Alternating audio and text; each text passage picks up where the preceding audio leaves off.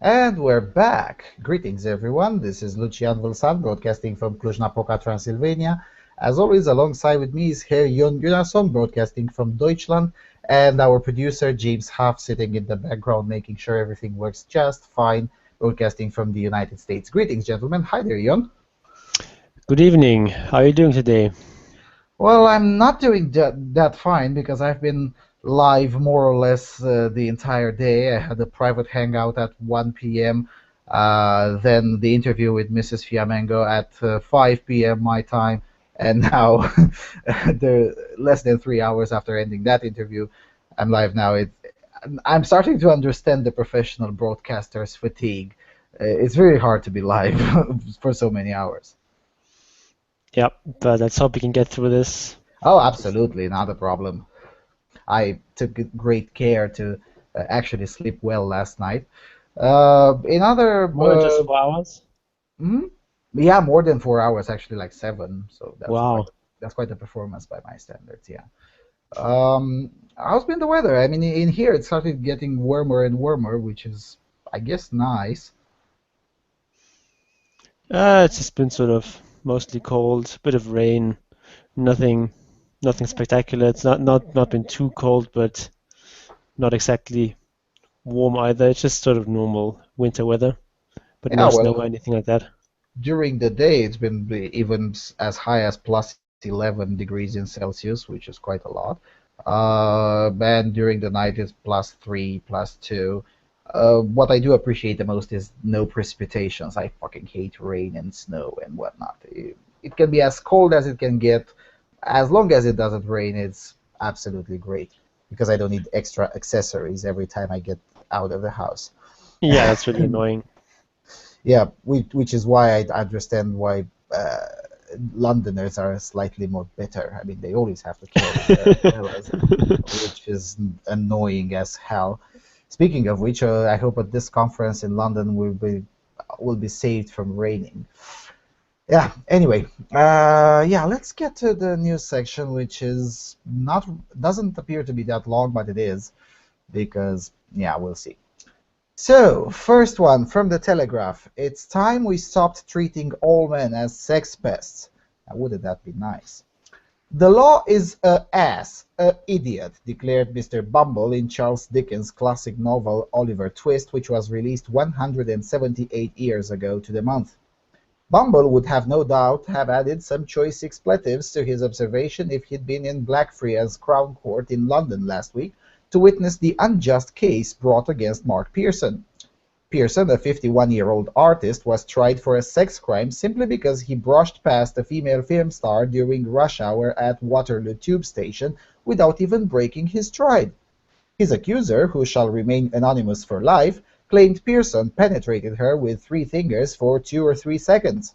CCTV footage of the footage irrefutably backs Pearson's account. It took a jury of 9 women and 3 men just 90 minutes to unanimously reject the accuser's version of events and find Pearson innocent.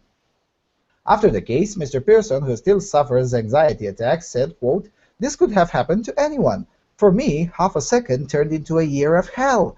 I feel I have undergone a form of mental torture sanctioned by the state. Why couldn't the CPS have used common sense?" Which begs the question, why, despite having seen the CCTV evidence, there were also no witnesses nor forensic evidence, did the Crown Prosecution Service still see fit to push for prosecution? Now, let's fix this, the comment of the accuser who shall remain anonymous for life. No, the accuser of Mark Pearson is stage, radio, and television actress Souad Faris. That is Souad Fares. 67-year-old, born in Ghana and a citizen of Ireland and Syria. She is best known within the United Kingdom for her portrayal of the solicitor Usha Gupta in the long-running BBC Radio 4 serial The Archer, and recently commissioned to be part of the well-known series Game of Thrones. Now, if I tell you where I have this information from, I would be putting someone in legal jeopardy because according to the British law, it is illegal to reveal the name of a rape accuser. But since I'm not a subject of Her Majesty, thank goodness, I don't have to care about their stupid laws. Let's just say that Labour MP Jess Phillips told me that via Twitter, okay? Now, back to the article. Pearson's acquittal topped off a bad week for the CPS and a terrible one for men, following a damning report in which HM Crown Prosecution Service Inspectorate concluded that poor decision-making in London rape cases was leading to innocent suspects being wrongly charged in an attempt to raise the number of convictions. So why is what's been described as a CPS witch hunt against men happening? Increasingly, there is a sense that the courts are becoming the judicial hammer for the anvil of the CPS's violence against women and girls strategy. It's also hard to avoid the argument that innocent men like Mark Pearson are seeing their day in court because the most prolific and evil sex offender of them all, Jimmy Savile, escaped his. Perhaps we shouldn't be surprised that the biggest courts in the land merely reflect an endemic mindset that tells us all men are potential sex offenders. While only the battiest radical feminist still opines all men are rapists, there's a strong social presumption, fueled in part by the vocal campaigning of groups such as Everyday Sexism Project, that men are desperate to grope women on the tube. Jeremy Corbyn echoed that nonsense with his absurd and misandry proposal for women-only tube carriages, an idea that was thankfully derailed by common sense. We also see the poisonous mindset that male sex pests are everywhere in the NUS's misplaced war on lad culture, an exclusion of cisgendered men from safe spaces. We see it in YouTube videos where sexual harassment of women by men incites reaction, but violence against men is ignored. The demonization of men is now an entire industry where lucrative academic, journalistic, charity, and even governmental careers are forged. And top of the tree is the CPS's Director of Public Prosecutions, Alison Saunders, who has long been accused of a systematic witch hunt against men. Saunders has been under fire over a series of high-profile Operation U-Tree failures to convict aging TV stars Bill Roach, Jimmy Tarbuck, and Freddie Starr, and DJs Paul Gambaccini and Dr. Fox. Perhaps sensing that celebrity scalps were drying up, last January, Saunders turned her campaign against male sex offenders to the general public. She introduced tough new affirmative consent rules designed to protect drunken women and increase convictions against men. This culminated in the farcical false rape case brought against history student Louise Richardson, 21, which was thrown out of Durham Crown Court after just 3 hours of deliberation last month. By jurisdiction, the post of DPP is meant to be independent and impartial. There is a feeling, exacerbated by Mr. Pearson's case, that the CPS is no longer making proper, informed decisions. In short, doing its job. After the Crown Prosecution Service terrified of not... are the Crown Prosecution Service terrified of not prosecuting even the feeblest of cases for appearing to be siding against women accusers? Are they so headlight frozen with cowardice that they're deferring to juries the work they should be doing at the outset? Are they after high-profile PR, where men like Pearson and Richardson are the poster boys of shame? At ground level, men are being made to feel increasingly hated by a society and legal system that seems to say all men are capable of evil if only you look hard enough. In my work as an educator on internet pornography safety, I see confusion and often genuine terror in teenage boys' and girls' eyes when I tell them about Saunders' guidelines on affirmative consent. Who can blame an increasing number of men going their own way, the MGTOWs, who feel sex is so risky that they're giving up on sex and dating altogether? Like crazed parking wardens in pursuit of bonuses, the CPS currently seems intent of destroying innocent men's reputations in the pursuit of conviction quotas. Most shamefully of all, in today's Britain, we have a legal system that piles a wrecking ball through that unsurrenderable central pillar of justice, that a man is always innocent until proven guilty. Well, excellent article. Yeah, probably for the first time since Telegraph has started publishing, ostensibly non-feminist articles, this was probably the first time when I really don't have anything to add.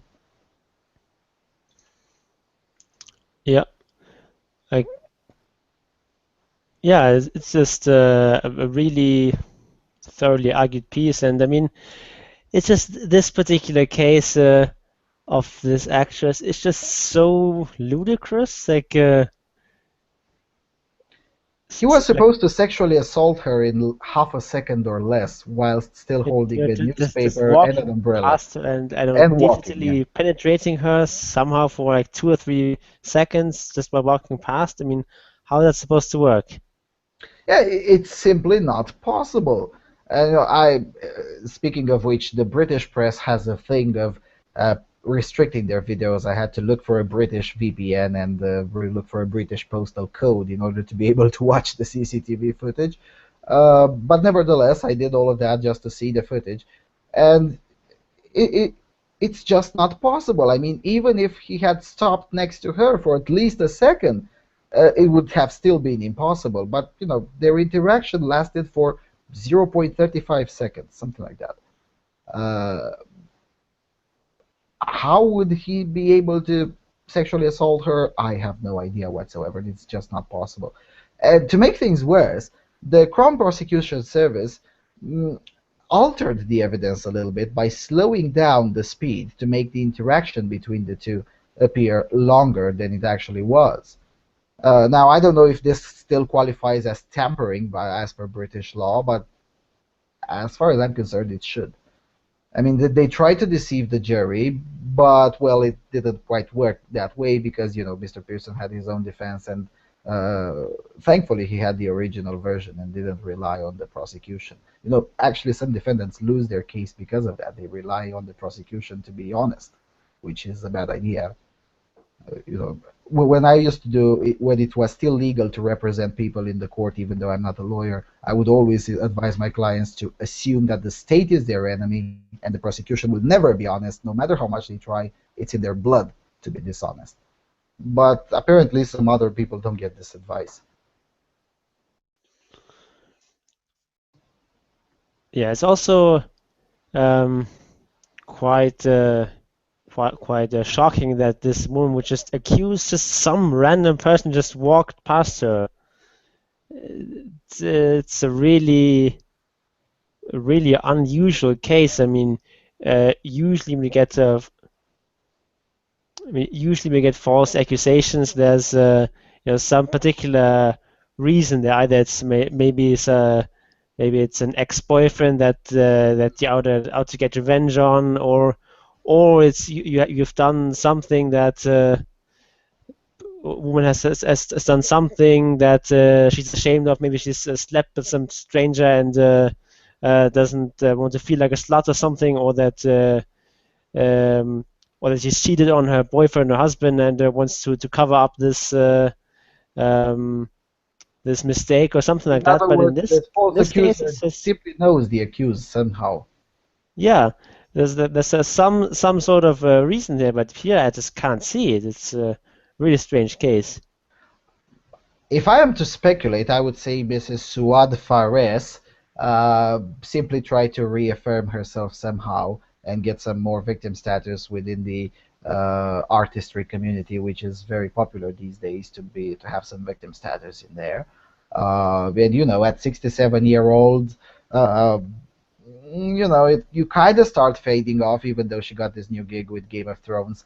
You're not really in your prime years anymore. So, a scandal like this, the poor victim, that can actually increase your chances of getting a bit more credence, or at least a bit more of attention within the community. It just works that way. I know it sounds retarded because it is, but in many artistry communities, it is pretty much the case. I know this from an artist in Serbia who just went into the Netherlands to study arts for a semester, I think. She went with a scholarship, and because she said she witnessed U.S. bombings of Belgrade, which was half true, that was enough to give her victim status, and she got everything she wanted within the community in there.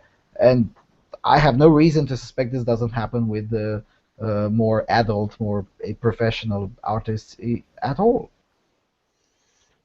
Yeah, that's probably the best explanation. It's the only explanation that comes to mind. I could be entirely wrong. I'm not saying it's the a definitive explanation. I could be entirely wrong. Nevertheless, I don't understand why Souad Faris isn't now being indicted for, I don't know, how is it called? In my country, it's called calumnious denunciation. But there has to be some similar legal term in Britain as well. Uh, I don't know why she's not being indicted for filing false accusations, because it takes malicious intent. I mean, you have to think about it. Well, let's see, how many people have I met today? Then I don't know, maybe look for the CCTV footage. Which one of them was male, and which one of them was the closest to me, so I can formulate a decent story. That takes malicious intent and time taken specifically to concoct the story.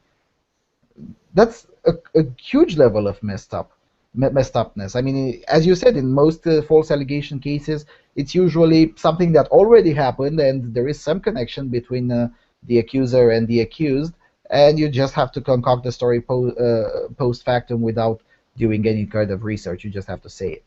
It takes less effort, but this one took effort to concoct, and then further effort from the Crown Prosecution Service to uphold it to such a level that it ended up in court.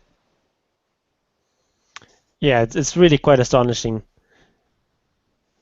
It's also astonishing that they actually chose to pursue this case from the Crown prosecution, because I mean they had no evidence to go on, and like the only piece of evidence that they had was entirely exonerating. Yeah. Yeah, and I don't think again, I cannot share all the details that I know about this case that Labour MP Ms Jess Phillips has shared with me, of course.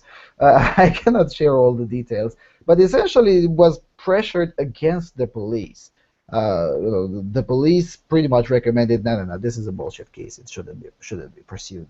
But then the Crown Prosecution Service said, no, we're going to pursue with this because we feel it's a good idea. Amazing. And what amazes me even most is that this case isn't being used, and I understand the British media not wanting to break the law, but still, when we used to have these we had the same rule in here with the cases of robbery, where there was anonymity of the person who was robbed. And until it happened, like 2 or 3 cases like this, where accusations of robbery were made, even though there was either a setup or no robbery at all. And then the press pretty much started to say, you know what, fuck your law, and they started publishing the name of the false accusers. Believe it or not, the false accusers of robbery disappeared in 2 weeks. It never happened again. Maybe someone in the press should have the balls and say, well, you know what is the punishment? It's usually a fine or something like that. Fine, let's fund that particular fine, and let's do what the press was supposed to do. Stand for what's right. There is a reason we call the press the 4th power in the state. Yeah, but of course nowadays there's the internet, so we don't really need necessarily the press to do that. Yes, but it's harder for me to stay here and say, look, the false accuser's name is Souad Faris. It's less credible because all I have to say, well, I know from someone that is familiar with the case, but I cannot tell you how exactly I know this information, because if I tell you, I put them in legal jeopardy. Yeah. Because if I were British and I were saying this in a newspaper, let's say in the Telegraph, now the punishment for me wouldn't be that high. It would be quite a fine, I think. But the person who told me would be punished much more severely. So somehow you have to protect the source and yet still come out with this. It's easy for us when we're not subjects of Her Majesty, but I don't know. The British press should still try to fix this thing. It's in their reach. They can do it. Now the question is whether they will ever, ever be willing to do it. And I think we know the answer for that. Mind if I add a little bit of something to this? Well, other than this fine, you also have to worry about the civil litigation. Because you know that whoever you name is all of a sudden going to be backed up by every single group that can throw money in order to slam the individual who allowed that item to be printed. So they will be drug into the court on civil charges. It won't just be a matter of the government saying, oh, here's a fine. It'll be a matter of the person whose name showed up taking them to court and saying, you broke the law and you caused me damages. Doesn't matter whether or not they were a false accuser. In fact, they could reasonably say, I haven't been to court for that. You are trying me through the media. I know it's ironic. You're trying me through the media, and I've not been convicted of being a false accuser. So, where's my money for damages, mental and emotional distress? Well, that can be avoided by wording it. Look, the accuser in this trial was Souad Faris. The defendant was Mr. Pearson. This was the verdict. End of story. I didn't charge you of being a false accuser. I just reported the facts. Yep, that's your point. And I think the truth is still a defense in Britain. I hope, at least. I mean, in the Netherlands is no longer the case. The truth is not a defense. If it's offensive, you're still going to be punished.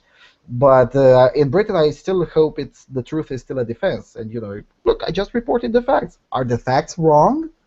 If they're not, then I'm sorry. It caused you distress. It causes me distress to report earthquakes and thousands of victims. But that doesn't make the facts go away. That's how I would frame it. Either way, I hope Mr. Pearson at least sues the hell out of Mrs. Souad Faris, and he's entitled to do that. And I really hope he takes advantage of this particular entitlement, because this civil charges thing can go both ways. Anyway, let's go to the next one. Okay, the next one is from our friends at The Guardian. Labour accused of brushing aside alleged bias against Muslim women. A Muslim women's activist who called for a Labour inquiry into allegations that women have been systematically blocked from seeking election by men in their communities has called the party's lukewarm response a slap in the face.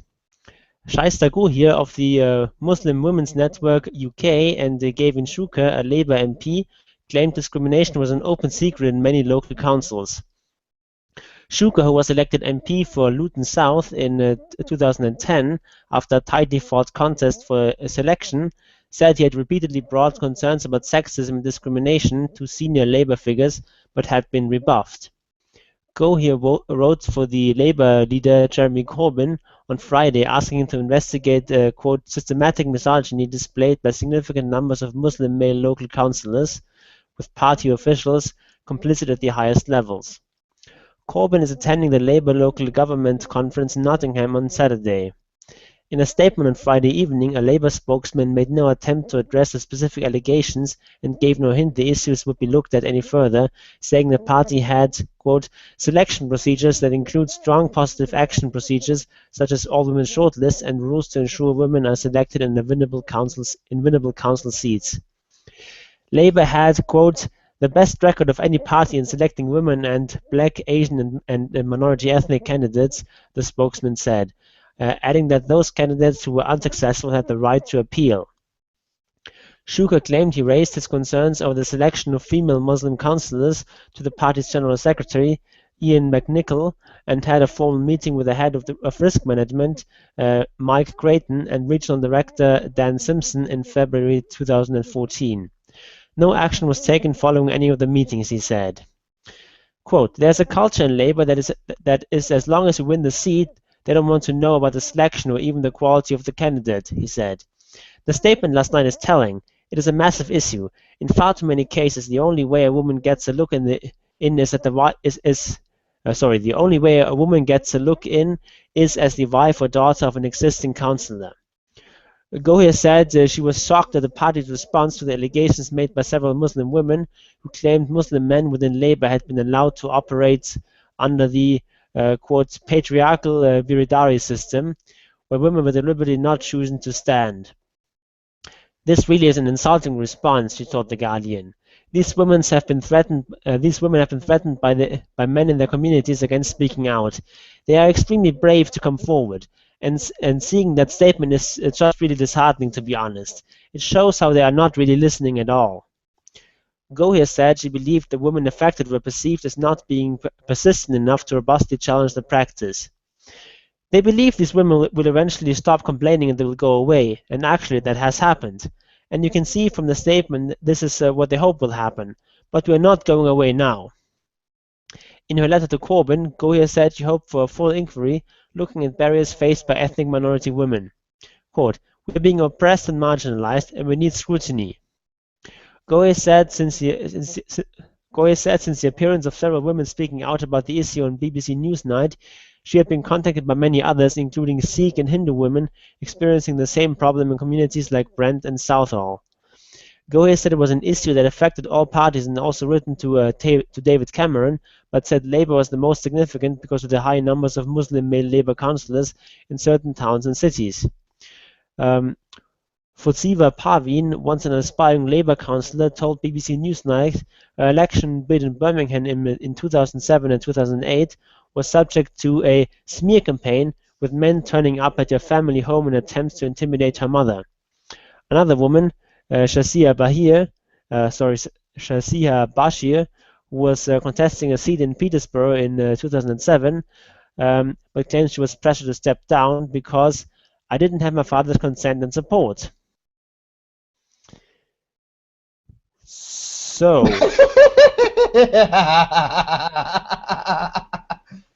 that's my first reaction. Sorry, I can't abstain myself from laughing. If it is true what they're alleging, which I don't think it's really that bad, but if it is true, then they get a taste of their own medicine. Men have been trying to get their issues heard within political parties and governments for what, 15 years now in Britain? That's pretty much when Fathers for Justice started becoming political, and other men's groups have slowly emerged bit by bit. And they were met with the same kind of disdain, and that disdain extended not just within political parties, but within high levels of government. Do you remember Mrs. Jess Phillips, who essentially crapped on the very idea of holding a discussion on International Men's Day on issues affecting men? So this kind of thing has been going on for quite a lot. So if it is true what they're alleging, well, that's welcome to our world where you don't matter. On the other hand, if it is not true, then, well, cry me a river. I mean, you wanted to be progressive and pick up candidates on immutable characteristics, such as being Asians, as being female, being whatever, and now you're complaining that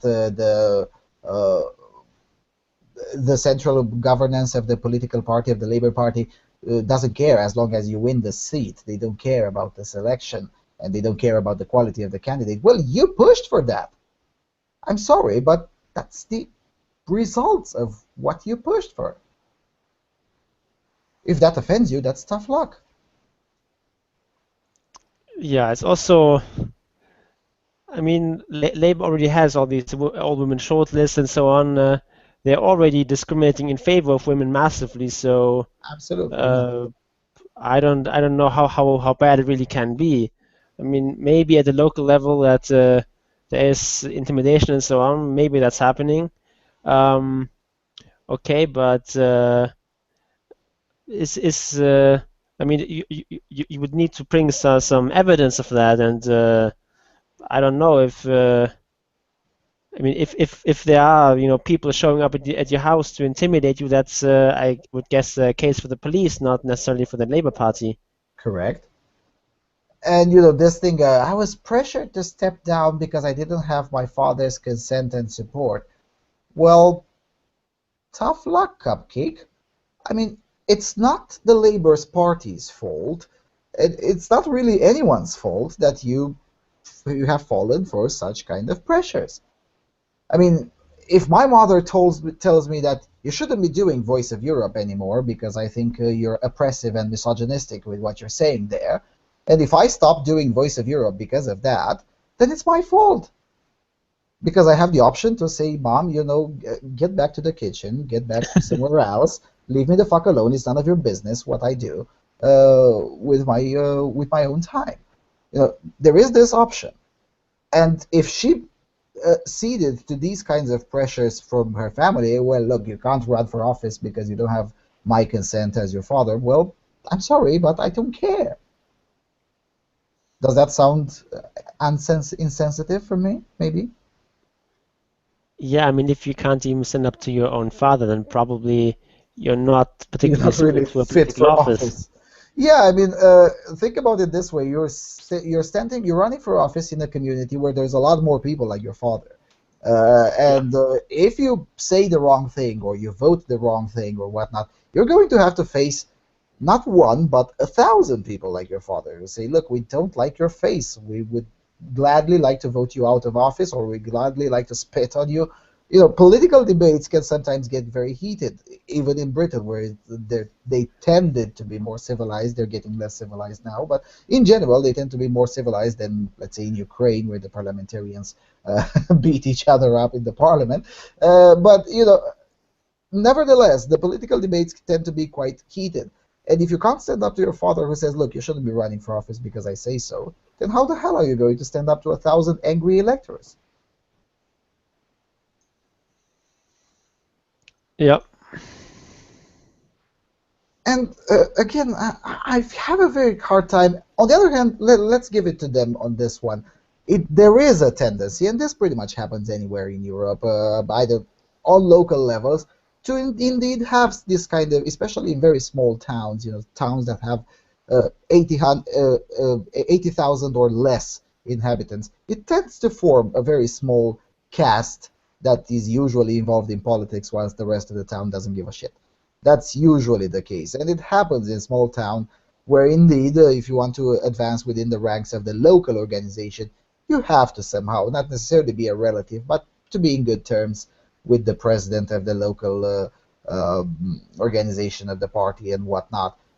That tends to happen naturally. I don't think it's something male or female thing. I mean, if I want to run for office in my hometown, I would have to run as an independent because I don't have any chance with any political party in there because, well, let's say I'm not in good terms with any of them, and I'm not a relative to any of them. And that's not because they hate me, but of course they will going to promote people that they know more and they like more rather than people that they know less or they absolutely despise. I don't think this is a male or female thing. It's just something that happens in very small towns where most people don't care about politics, and then there is a tiny group that does care somehow. But of course, if you want to get wider attention to this issue, then connecting it to this idea of discrimination against women is probably the best strategy, because that is something that people tend to care about and can get people riled up about, especially in the Labour Party. So that's probably why they're doing this. Fair point. Also the fact that other women are coming forward, Sikhs and whatever, is not particularly strong evidence that this problem is actually real. Maybe they just want some more attention and some more some more concessions by the Labour Party, which of course has proven in the past that it is willing to do this sort of thing. Mm-hmm. So it's not particularly strong evidence that this problem is real. Yeah, I correct. I also don't fall for these kinds of things. Oh, but look, more of them are coming out. Yeah, so what? Maybe it's an extreme example, but I'm thinking of the Bill Cosby case. More and more of them kept on coming forward, and they're very brave to come up with the unprovable stories. And then we had, I think it was 2 weeks ago, when well, the first two main accusers dropped their lawsuits without any deal or whatnot because, well, because actually we don't know, because none of them explained. They just dropped. So, uh, you know, it's an ad populum argument. Oh, look, more of them are coming forward. Yeah, okay, but where's the evidence? And as you pointed out, there's strong evidence and irrefutable evidence that the Labour Party already is discriminating against men and in favor of women. So, coming in and saying, essentially their argument sounds like they're not discriminating enough. That's what I hear whenever I read these kinds of stories. Yep. All right, let's get to the next one. Okay, let's move on to Germany. This one is from FR Online, and it's called Unisex Toilets in the Students' House. No discrimination based on sex, not even at the urinal or on the toilet seat. That is the hope of the Students' Parliament of the Goethe University, Frankfurt, places in its new Students' House on the West End campus. However, over the last few months, the unisex toilets which are planned for the new building have been a source of controversy and of puns. Valentin Fuchs, chairman of the General Committee of Students, or ASTA, is a proponent of unisex toilets. Quote, "They no longer differentiate according to the traditional separation between men and women," he says. "They can counter discrimination against transsexual and intersexual people who thus no longer need to assign themselves to a particular sex." And there's, I think, 3 paragraphs going into some counter-arguments by the Circle of Democratic Christian Students, or the RCDS, and counter-arguments against that and so on. But I just jump here to the penultimate paragraph. Meanwhile, the plans for the toilets have been finalized and the construction applications are being prepared. Quote, "Depending on the story, there will be facilities with a common antechamber, sinks, and baby changing tables, or single-person stalls with separating walls from the floor to the ceiling, and an integrated sink as well as regular toilets and urinals." Abu Selitzik, construction coordinator of ASTA, explains. He goes on to say that there will also be a separate stall with an integrated sink, which will not be accessible to, quote, "persons who are born male and who live out this gender," end quote. And then the last paragraph is a description of how these plans are proceeding and how the university and the ASTA will split any extra costs which will arise because of having these unisex toilets instead of regular ones.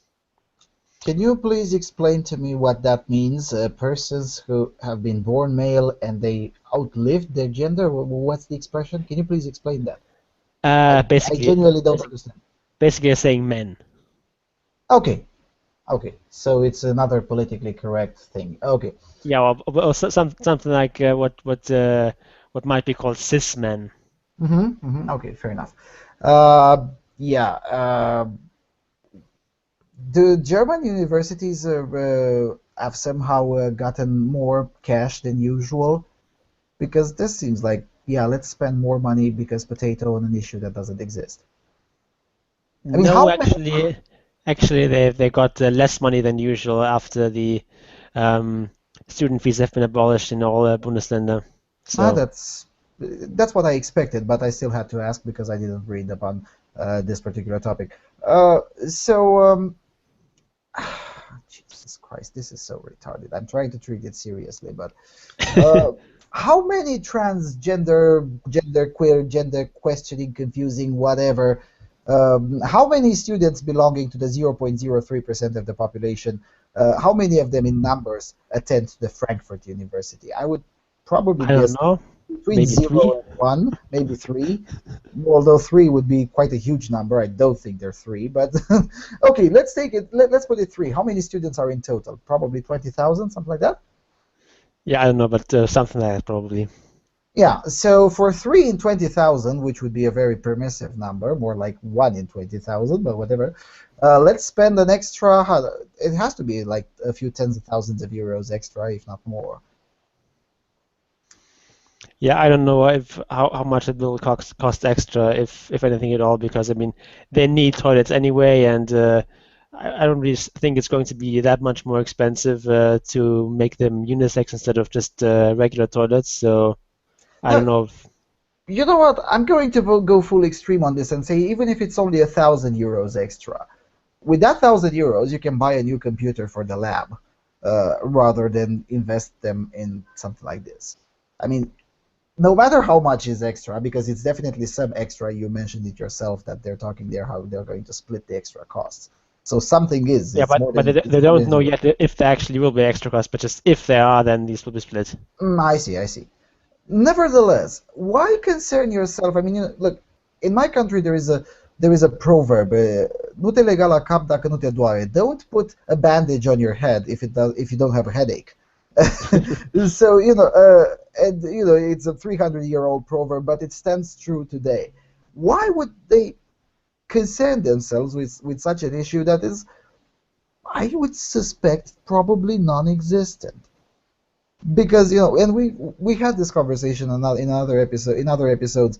Most transgender, gender confusing, whatever, these kinds of people belonging within the very tiny margin of error, most of them would like to be left alone and not being singled out and be identified as whatever sex they say they are, and just that's it. I mean, why would you redesign the entire plans of a new building just to cater to them specifically? That would actually, I think, I would argue, would make them more vulnerable. Why does it make them more vulnerable? Well, because I can totally imagine at least one or two students, if not more, in a group of 20,000 people, there has to be one or two who will think like that. They say, wait a minute, where is the gender freak in there? Hey, look, it's because of you they changed the bathrooms. Okay, possibly, yeah. In a group of 20,000 people, I'm pretty sure there's going to be at least one or two who think like that. It's the big numbers rule. The more people you have, the more likely it is you have these kinds of people. And I don't think it's worth it. I mean, nobody is actually being helped. I mean, this is feeling scattering, and it's not even feelings that we know they're real. It's just we're going to suppose and assume that these individuals are somehow being oppressed, that they have to choose a bathroom. And as such, because we assume that, whether they actually are or not, that's out of question, out of discussion anyway, we're gonna just build, we're gonna change the plans because kartoffel. I don't know, why? Yeah, I mean, it's not really anything that is necessary. I mean, just even if you are transsexual or intersex or whatever, just if you look like a man, just go to the men's room, and if you look like a woman, just go to the ladies' room. That should cover pretty much all the cases. Yeah, And if you look like something between, just like pick one. yeah. Is that some? But on the other hand, I don't really have much of a problem with the unisex toilets. Well, I I do because they tend not to have urinals. That's my problem with unisex bathrooms. Yeah, I don't really like urinals anyway. So Eh, there you go. So it's personal preference. But I mean, they did say that some of them will have urinals. yeah, So some of them. I don't know. I mean, it sounds like such a trivial thing uh, to me to hold. There's the student parliament which concerns it. So yeah. what the bloody hell And is even seriously? the representative of this Christians students ring said that with such an important issue that these toilets are such an important issue that we just can't have this decided by the parliament, but we need to have uh, have a plebiscite of all the students to decide this momentous concern and so on. It's Please tell me he was trolling, because as a I trolling, don't he's think he was trolling. amazing, amazing. Let's have a referendum throughout the university, a plebiscite, to decide whether. Jesus fucking Christ. are these people for real? Because, as you said, they're getting less money now since the tuitions have been abolished, which was a mistake in my opinion. But anyway, Germany can do whatever it wants; it's their country. But anyway, they're getting less money. I would suppose that that discussion would be more relevant for the student parliament rather than whether a new building should have unisex bathrooms or not. It just seems trivial to me. Yeah, I don't know if they actually, as far as the student fees goes, I don't actually know if if they actually had them there, because that's sort of on a Bundesland basis, and this sort of decision of getting rid of them like a year ago or something, that was in Bavaria where I live, which was the last Bundesland to still have student fees. So I don't know if they actually add student fees in Frankfurt, or if so, I how would recently they got suspect rid of them. not. So I don't Yeah, want to say anything wrong here. yeah, I would suspect not. But nevertheless, I do think if I'm staying here and thinking for 3 minutes, I can compile a very long list of things that should be of concern to the student parliament that doesn't even remotely come close to bathrooms in a building that doesn't even exist concretely yet. Yeah, I mean, Go ahead. there's a lot of this sort of student democracy thing going on in German universities, and there's a lot more representation for students than in basically any other country. But at least from what I can tell, it's mostly just for show. They don't really decide anything of particular importance. It's just they're just basically window dressing, and they're sort of made to feel important, but they're really not. I At least see. that is my impression. I see. Now, I'm not arguing against that. When I was a student at the Babes-Bolyai University here, there was less of this democracy thing, but the student parliament and the university senate actually did decide important things, such as, the value of a credit, the value of a tuition, the way the bureaucracies are supposed to work, and usually cut back on bureaucracies. And they actually did cut back whilst I was a student, which I was impressed. I didn't think, I'd never imagined that they would do such thing, but they did. Uh, so, there was less representation. I mean, for a group of students in the first year at computer science, for instance, there were like 600 of them. They only had one representative in the student parliament. But nevertheless, although the level of representation and the level of democracy was and is significantly lower, at least they get to decide things that matter. Because surely a student cares more about how much he pays or how much he stands in line in a queue at a bureaucracy or whatnot than whether there is unisex bathrooms or not in some building that some students may not ever get into anyway. Yep. Amazing. Okay, let's get to the next one. This one is a bit less frivolous. It's from Die Zeit. Too early, too far. Following the events of New Year's Eve in Cologne, Minister of Justice Heiko Maas wants to toughen the law governing sexual offences. In particular, groping is to become a penal offence. Maas had already advanced such a proposal last summer. Now the proposal is to be accelerated through the legislative process. But that is wrong. First of all, there is no need for haste. Cologne wasn't a failure of criminal law, but of the police.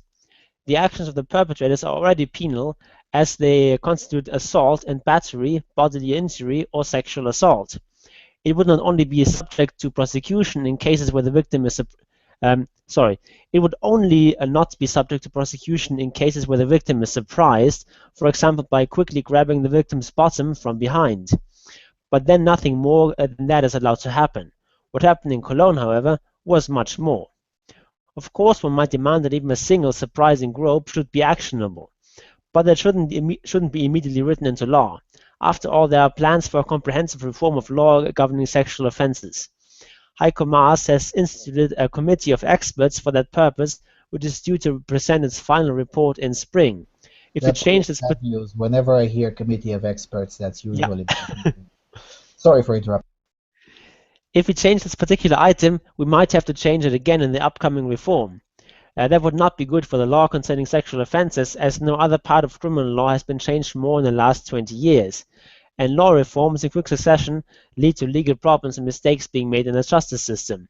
So let's just have one reform of sexual offences, and that's it for a while. And what is more, the plan goes too far. The legal offence meant to criminalise groping uses the word, quote, surprising sexual action, in parentheses, slightly simplified. But it will also constitute a felony if a woman grabs her husband's crotch from behind. This proposal does not care about context.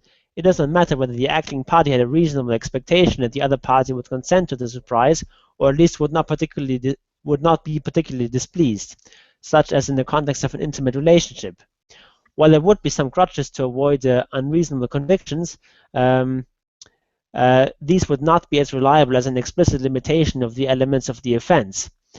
Such a limitation is sorely missing. Moreover, the sentences are too severe. Up to 10 years in jail, more than twice as much as for bodily injury. Grabbing any body part, whatever, is not twice as bad as punching someone in the face, more like the reverse. Apparently, women also agree with this when they are faced with these alternatives. After all, it is their totally understandable fear of bodily injury that is exploited in many cases of sexual assault. This proposed legislation does not only concern groping. Among other things, it contains a second innovation, namely that it would become a penal offence to exploit someone else's fear of, quote, substantial harm for sexual acts. What is new in particular is that the perpetrator no longer needs to threaten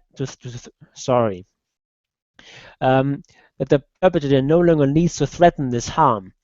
It is enough for the other party to fear it. This is supposed to cover, for example, offences against women whose partners are violent on a regular basis and therefore no longer have to make explicit threats to coerce them into sex. This is a well-intended change and in principle reasonable. However, the proposal does go too far. For example, it would cover a female boss who asks a male employee, who is married and father of two, into her office to have sex with him, and who considers it possible that the man agrees because he fears losing his job. If this is indeed the case, then her actions would become illegal under the proposal, even if she never intended to fire him if he refused her, and even if he had no reason to fear at all. All would depend on the man's beliefs, no matter how misguided. He would not have to fear violence. The fear of some other, quote, substantial harm would be enough, and being let go would be one example. That's the proposal anyway.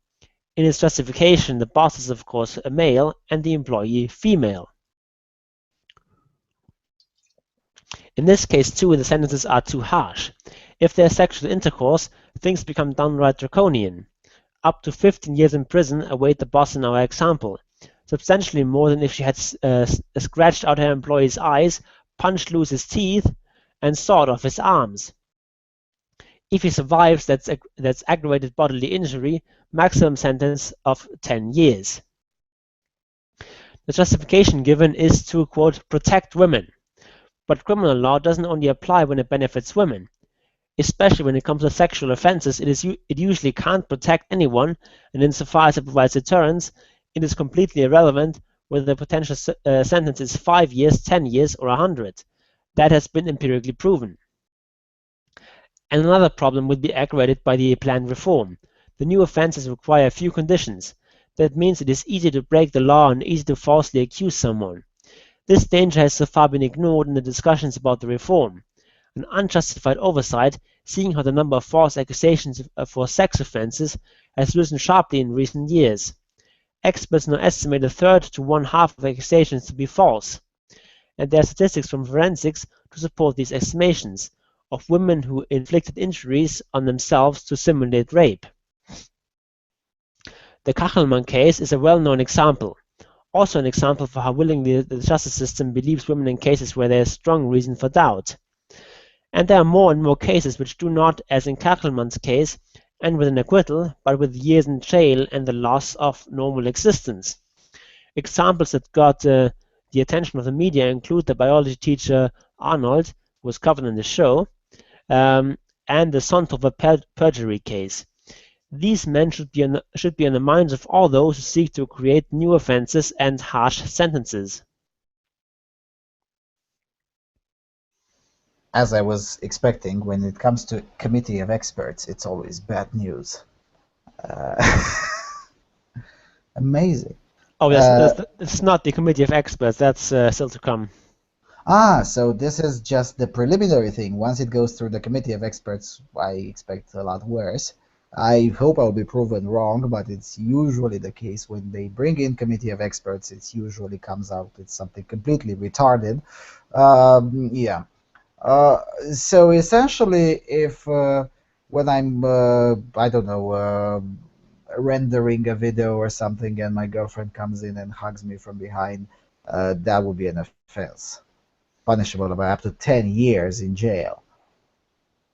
Yeah, I don't know if hugging would be enough, but if she grabs your ass, for example, that's Okay, fine, she grabs my ass. Up to 10 years in jail for that. Really? Amazing. That would beat France hands down. I mean, I thought France has the worst law when it comes to these kinds of things, sexual harassment, groping, whatnot. But this one beats France hands down. Not a... Yeah, and it's especially bizarre because usually the criminal justice system in Germany is very lenient. I mean, if you murder someone, you will usually get what they call a lifelong sentence, but what in practice usually means that your sentence is commuted after 15 years. Mm-hmm. So just to compare these two. Yeah, so 15 years for murder, 10 years for grabbing someone's ass, which that someone can sometimes be your wife or your boyfriend or whatnot. Do these people even proportion? Yeah, of course, this would be the maximum sentence, and if you just grab someone's ass, you're not going to get 10 years in jail, but... But still, I don't think it should be a felony at all. If you meet a particularly grumpy judge, that might be the case, but usually not, certainly. Yeah, that's the problem with the civil system, because you sometimes don't have predictability, depend on how grumpy the judge is. Nevertheless, the alternative is far worse. We're seeing how the mandatory minimum sentencing guidelines are working out in the US, so I would rather have this unpredictability of the civil law system rather than the absurdity of the common law system. Nevertheless, I don't think these kinds of crimes should be felonies to begin with. Should not be penal. Should be civil offenses. You know, a fine, whatever. Maybe force them into some classroom or whatnot. Minor things. It should not be on record and jail. Come on, seriously. And look, I perfectly understand the instinct and the limbic system-oriented reaction following the events in Köln. I really do understand it. But nevertheless, this would not protect anyone. As the author of the article says, the criminal law actually doesn't protect anyone, even if in the case of sexual offenses, whether the punishment is 5 months, 10 years, or 100, it doesn't really protect people from being the victims of sexual offenses.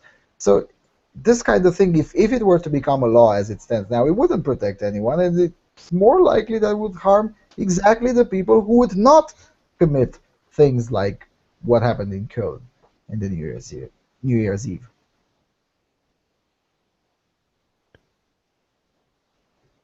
Yeah, and it's just like, yeah, of course I agree that you shouldn't grab people's ass and so on if they're strangers particularly, but even so, it's a very minor offense really. It's not and it certainly shouldn't justify throwing someone in jail for years. That's completely ridiculous. It's as this author said that grabbing any particular body part is certainly not as bad as punching someone in the face. Absolutely. And the punishments for that are rather lenient, and as he said, you can mutilate someone, torture them, and so on, and you just get 10 years in jail. Yeah, if I'm thinking this through more thoroughly, if you want to harass someone, it doesn't matter if male or female, if you want to harass someone to humiliate them or to annoy them or whatnot, it becomes more profitable to punch them in the face than to grab their ass or make small petty jokes. Or saw their arms off or something like that. Yeah. I mean, do these people even incentives? I mean, nobody thinks about what incentives such things create. I'm trying to think of a similar example. Oh yeah, there was in Greece at one moment they forbade smoking or whatnot in every single place, and then they were surprised that nobody was respecting the law, and the reason why nobody was respecting it was because the punishment for breaking it was smaller than the punishment for instance, giving cigarettes to 5-year-olds or things like that. The proportion of the law was just too unbalanced. And once they moved to a more acceptable version of it, well, suddenly you get more compliance. Same goes with speeding tickets. If speeding to 90 kilometers per hour in an area of 50 is, let's say the fine is 100 euros, and speeding to 150 is 120 euros, you'll get more people speeding to 150.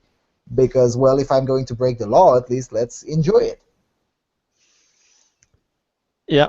So when the punishment for punching someone in the face may actually be smaller than grabbing their ass, well, that person already annoys me. So at least if I'm going to break the law, let's punch him in the face. Yeah, or punch her in the ass. Maybe that's a possibility. Never thought about that. Yeah, absolutely amazing. And the author also has this point, a correct point.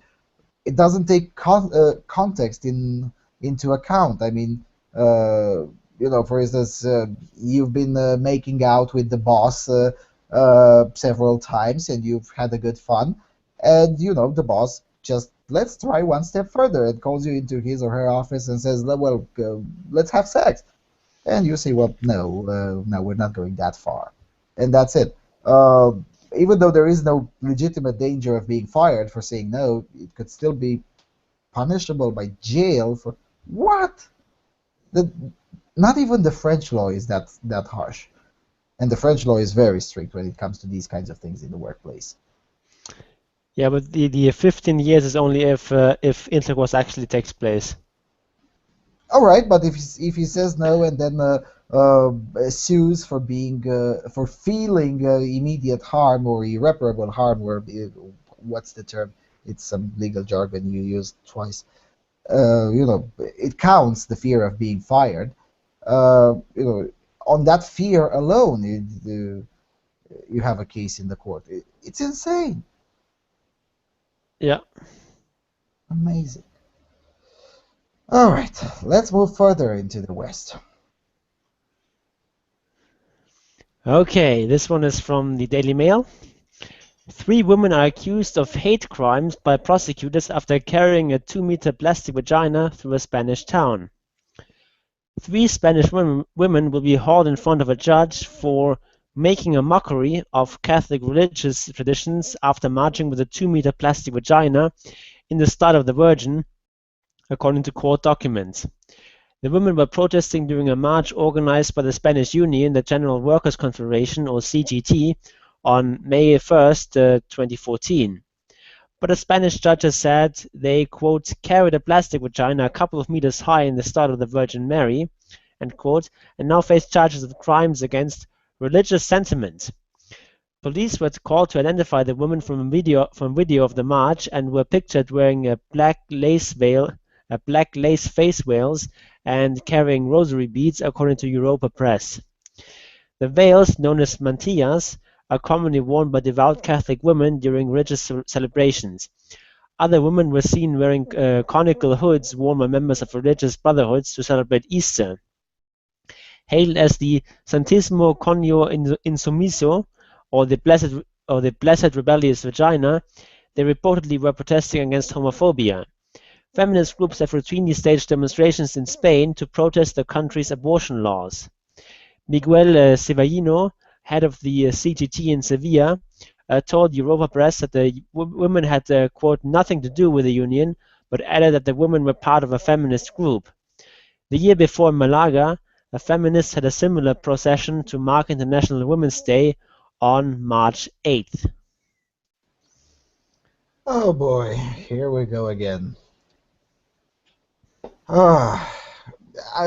know, the link is in the description box of this video. You can go see the pictures of yourselves. You know, I actually even made a video about this article. It is degenerate behavior, but the prosecuting for hate crimes? Nah, no, just no.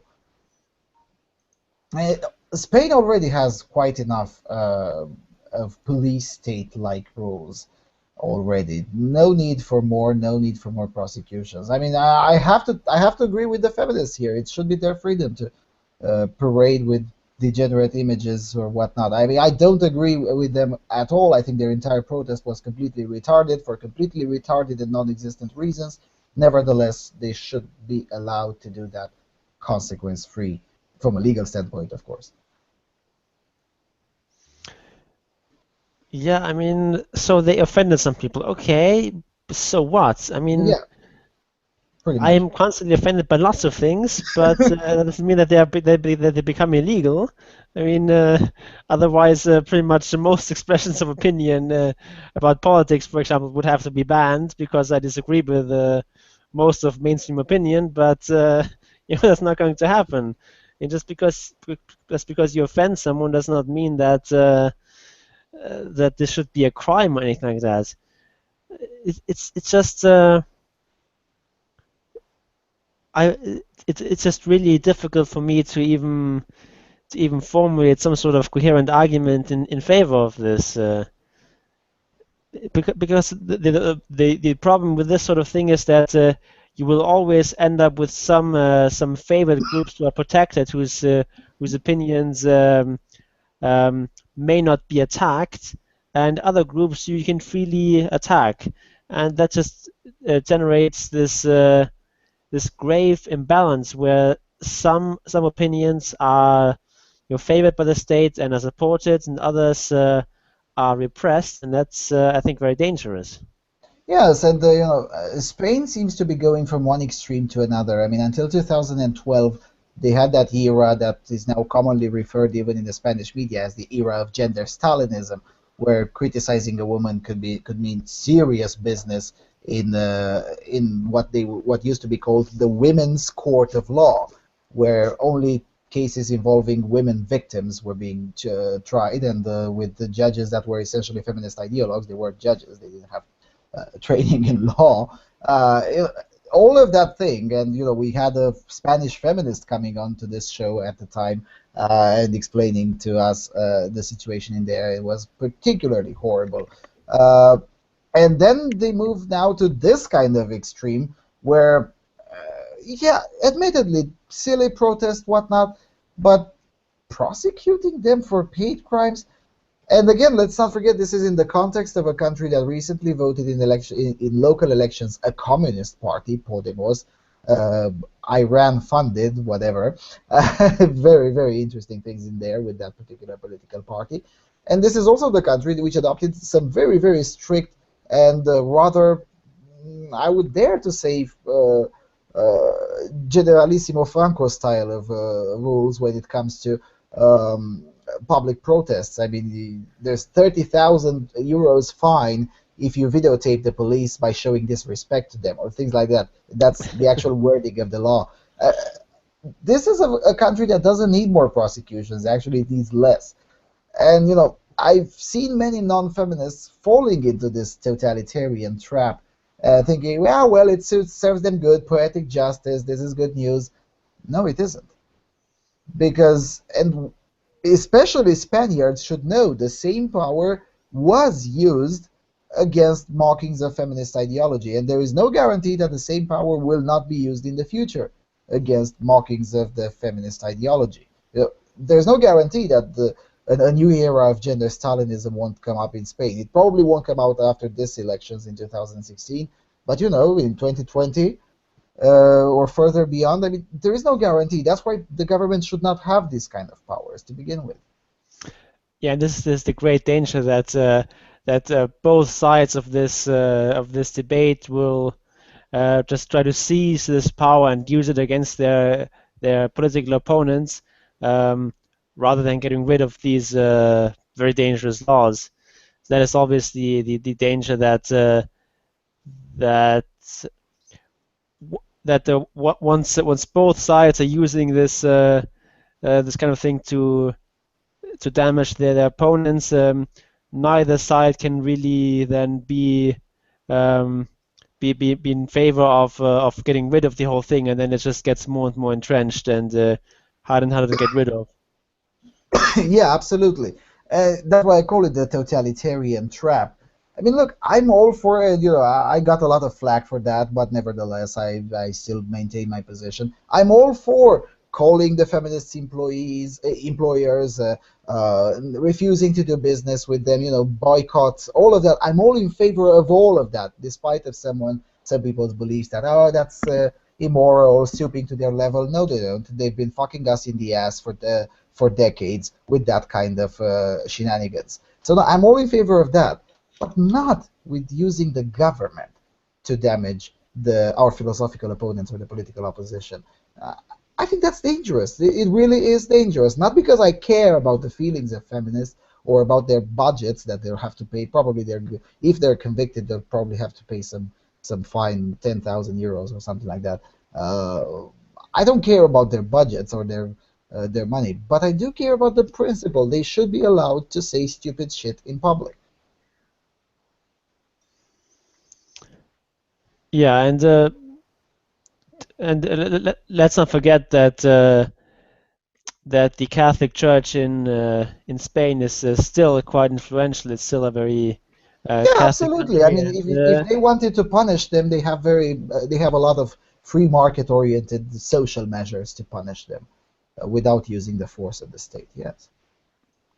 yeah, and the Catholic Church is a dangerous institution, and if you let it get power like that, it will use it for nefarious ends, not just to stop silly protests. Yes. Yes, and the Catholic Church could have actually punished these individuals without resorting to governmental force. It could just simply print their faces and name and shame them throughout the area, and encourage their followers to boycott their business. That would have been a much more severe punishment and more in line with a free market of ideas, because freedom of association includes freedom not to associate. Yes. So you offended my feelings by putting a huge cunt in the center of the town. Well, for that reason, I won't give you beer. Get the fuck out of my bar.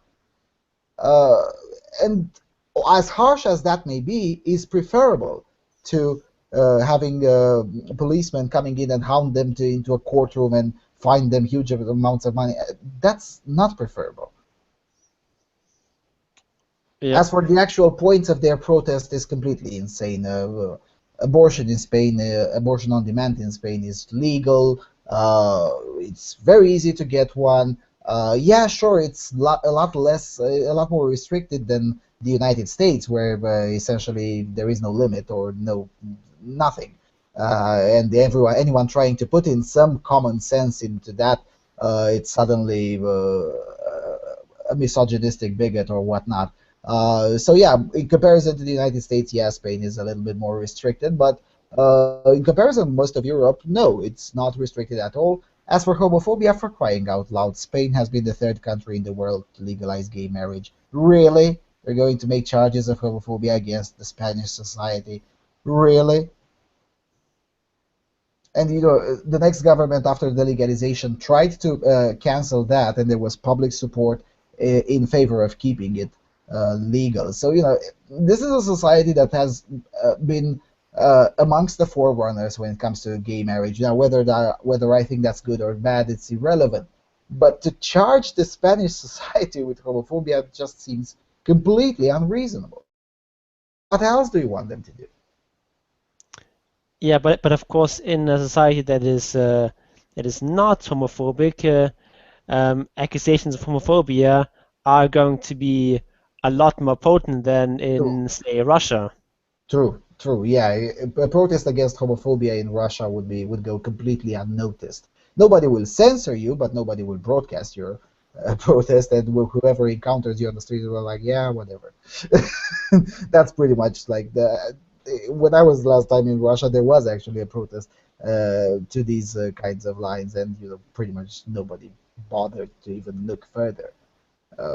Yeah, they had their protests, they took pictures amongst themselves, broadcast on the internet, and that's it. No one cared. And probably now, with Putin getting more and more authoritarian than when I was, which was several years ago, yeah, as you say, it's not effective to call everyone a homophobe in Russia. Yeah, well, whatever. Whilst indeed calling someone a homophobe in the Netherlands or in Spain is a lot more effective. So yeah, that's a very good point. That's really a problem. Is a sort of is that the bigger the problem is, the harder it is to call it out. And once the problem is more or less gone, then it becomes easy to call it out, and then you get lots of support, and you get the moral high ground. So on when you call out this problem when it no longer exists, or when it is has all but disappeared. Yeah, in the same way that anyway. Yeah, in the same way that say today in the American South, it is very effective to call someone a racist, and people are very very concerned with racism. But try that 100 years ago and see how far you get. Yeah, in 1916 there were still lynchings around. So yeah, go ahead and make a protest against racism. Yeah, right. Everyone would deeply care about what you thought. Not. Yeah, that's a very good point. All right, let's go to the next one. Moving further to the north in Sweden. Expressen.se publishes essentially a summary of a longer Dagens Nyheter article, and that's why I chose this one, because it's a summary. Prostitution underway in second rented apartments. Now I'll explain what that means. Prostitution has moved out of hotels into individuals' homes, though among other things,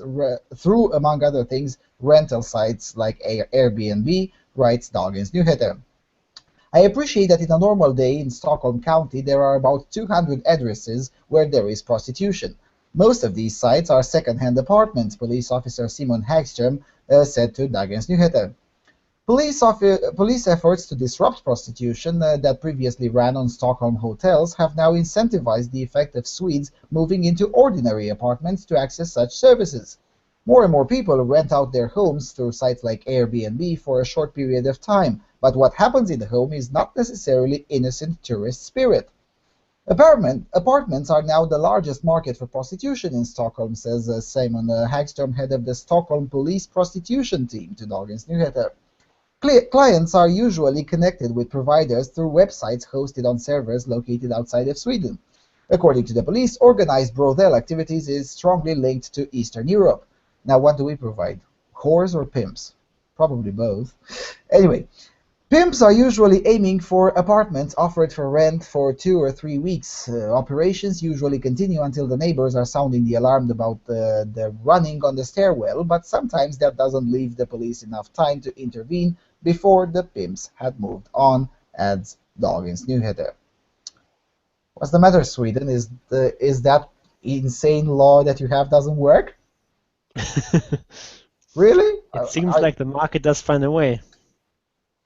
Yeah, surprising, isn't it? I mean, who would have thought once the market finds a way to rent places outside of the gatekeepers, namely the real estate agencies, suddenly there is a lot more opportunities to do whatever the hell you want. And, well, tough luck, because the Swedish legal framework, just like anywhere else in Europe, allows for much fewer interventions into private homes. I mean, yeah, sure, you can go with a warrant at a hotel and say, we're going to sweep all your rooms. Not so much in private homes, because you have to get a warrant with the exact name of the landlord, and then you have to have the landlord present, which is usually not the case because the landlord is on vacation. That's why he rented the house for 3 weeks.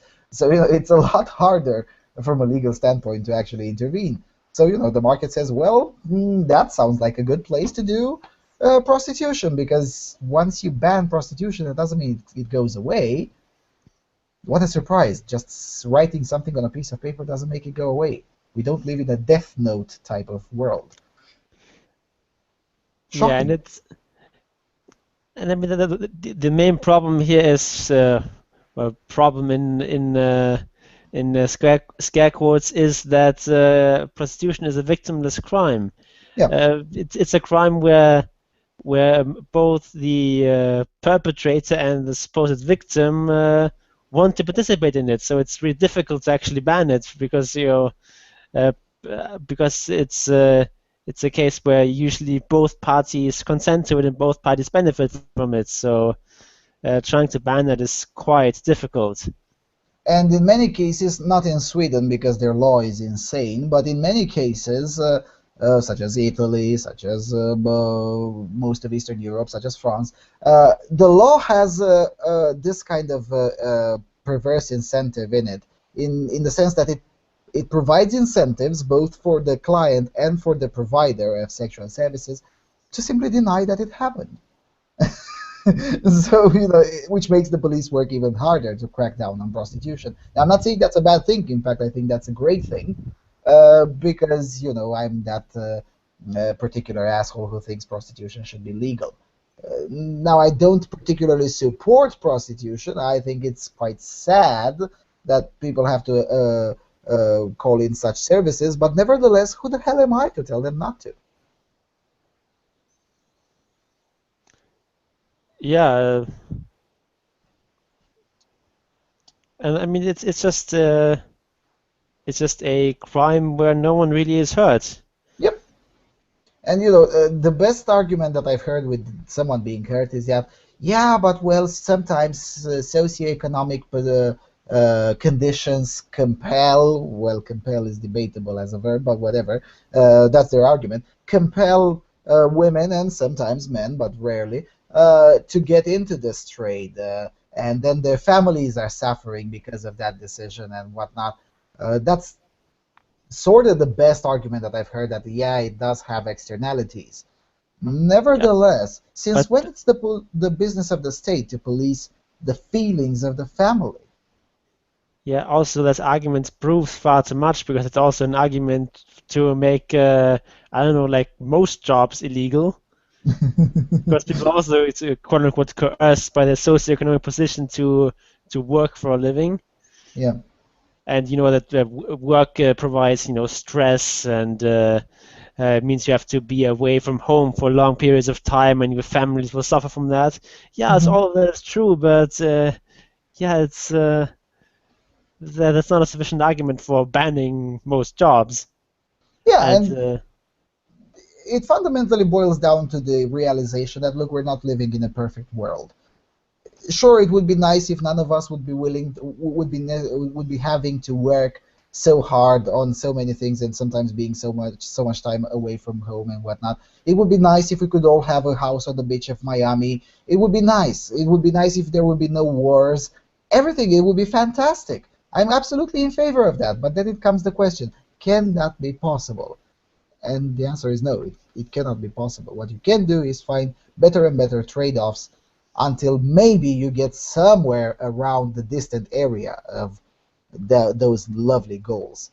We cannot all have bitches on the houses on the beach of Miami. And as such, we cannot all work for non-profits in gender studies. We know some of us have to do much more reliable work. And that's the thing that is particularly Swedish feminists, but also Scandinavian feminists in general, as we'll see in the next article. They don't seem to understand this, that the actual prostitutes don't give a flying toss about their laws. Don't give a flying toss about their ideological reasoning against prostitution. In Denmark, prostitution is legal, and I think we read on this show an article which quoted the madams, chiefs of brothels, who said that, well, most of our clients are Swedish, especially Swedish clients from Malmö who can just walk through the bridge to Copenhagen, to Danish capital, and just purchase services there. Yeah. The sexual workers don't really care about what the law says, because the sexual workers know that there is a market for their services. The clients know that they want it, and they incentivize, they vote with their wallet for those services to keep on existing, and as such, they will keep on existing regardless of what the law says. I mean, in my country, it used to be a huge punishment with jail for practicing prostitution. And ironically, since they lowered the punishment and they started to somehow tolerate it, the total level of prostitution has significantly dropped. When it was very risky, there was actually more prostitution than it is now. Because, there was a lot of risk, but obviously there was a lot of money in it. Now that it's not that risky, well, the prices have fallen down and there's less incentives to get into the trade. Yeah, but I would assume that it's some sort of external factors that. Yeah, sure. Emigration also plays in. Yeah, that's immigration is also a factor, but then again, immigration wasn't a factor in 93, 94, and even way up to 2001, 2002. The immigration started only in 2002-ish. So, but the laws have become more and more relaxed in various steps. Once in 95, and again in 99, and again in 2002. So, but nevertheless, it kept on dropping when it wasn't that risky. And then, of course, immigration kicked in, and things have changed, have become more complex, and it's harder to analyze. But nevertheless, I still don't understand, and it's very interesting with this kind of prostitution is a very fascinating subject, because I researched about it when I made my video on prostitution legalization and the left wing, and I've noticed something. In the most quote-unquote oppressive periods of Europe, the 1600s, the 1500s, prostitution wasn't illegal. The Catholic Church was like, yeah, prostitution is morally reprehensible, but nevertheless, well, it should, yeah, we cannot make it illegal, we cannot make it go away, we tried, it doesn't work, just stay somewhere at the edge of the town so we don't see you. So it was more tolerated, even though it was far more despised socially than it is now. The first law in Europe to ban prostitution actually comes from the Soviet Union in 1921, after the Soviet Union actually became a country. So, and the second one is the Sexual Offences Act amendment in 50-something in Britain, 54, 55. It didn't used to be the case in general to have prostitution banned. Now, of course, some German states used to have it banned and then unbanned and whatnot. With the German states and then later on Prussia, it's a little bit more dubious. But nevertheless, it's a new phenomenon. It's not something ancient. This harsh opposition to prostitution, and it usually tends to come from big state totalitarianism, feminists, communists, whatnot. Of course, the thing is that prostitution is very difficult to ban, especially if you go back further in time to where we have these less centralized countries with less bureaucracy and just less money and just less technological means of controlling a society. Once you get to the 20th century, actually, for the first time, are capable of more or less effectively and actually enforcing a ban on prostitution, whereas previously that just was not really possible. I mean, you could try, but maybe in the big cities you could do that, but other than that, it was just hopeless. Yeah. There were several attempts in the Italian states and in the German states, and all the bans that were attempted lasted for 2 or 3 years, precisely for this reason. It was completely unenforceable, except for the big cities. In the 1600s, the 1700s, and even way to late 19th century. But nevertheless, as we see now with the sorry, technology seems to cut both ways. Yes, it does allow, in a way, more ways to actually enforce a ban, but on the other hand, it also provides more opportunity to avoid the ban, as Sweden is now currently experiencing. Yep. Yep. Those nasty Swedes practicing unauthorized sex. Yes, seriously, that's the expression in the original article on Dagens Nyheter. People are practicing unauthorized sex. Can you believe it? Do you even have a sex license? Well, there is license to cats, so why not? Yeah, why not? Soon enough, there's probably going to happen that one too. All right, staying on the topic of prostitution, moving further to the west to Sweden's neighbor Norway.